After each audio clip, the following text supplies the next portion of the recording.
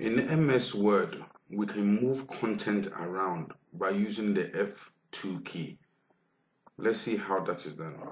This document contains paragraphs and they're not in sequential order because I wrote them at different times. Paragraph 1 is actually below the rest of the content. So if I want to move that up, I can triple click to copy the whole paragraph, to select the whole paragraph, then press the F2 key on my keyboard. Then I'll see on the bottom, on the status bar, move to where. All I have to do, the text is still there, but all I have to do is scroll to where I want this text to go. Okay, I want the text to go right here. And as soon as I press the enter key, it moves that whole text up there. So what the F2 key does is that it moves the content, selects the content and it moves it. Let's do another one. I would want my third paragraph below the second paragraph.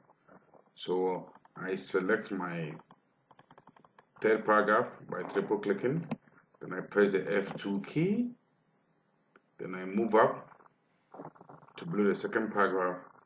I click on the place I want and I press the enter key or the return key. So I have 1, 2, 3, 4.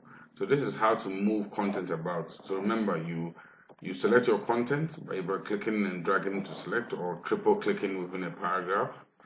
You press the F2 key, then you put the cursor, you click on any place in the document where you want the content moved, and then you press the enter key.